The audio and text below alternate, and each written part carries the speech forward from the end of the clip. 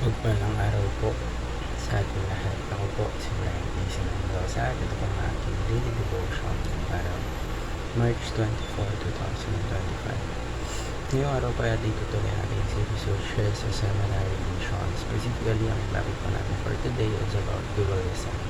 Ikaw ba ay dualistic o holistic? Daw ang ating talata po ay magagamit sa John chapter 1 verse 3. Sabi po dito, basahin ko po. Through Him all things were made. Without Him nothing was made that has been made. Ito ang ating teaching po for today para mas maintindihan po natin ang ating talata. Ito po mas maintindihan natin ang ating emotion.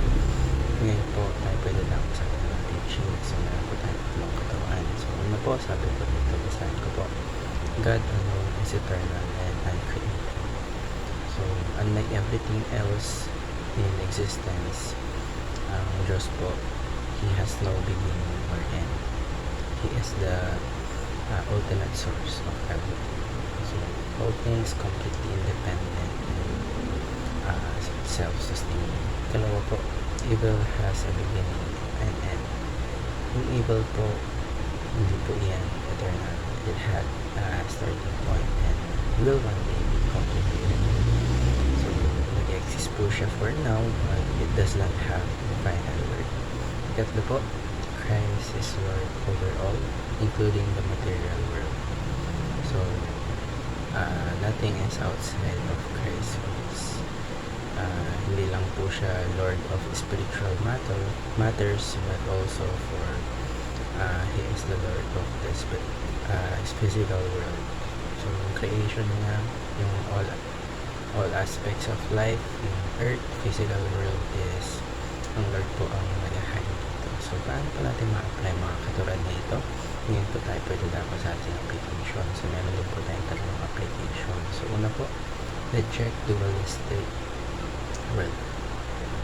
worldview. So, yung idea that the spiritual is good and then the physical is bad, hindi po ito biblical because God created the material and meron po itong purpose and value.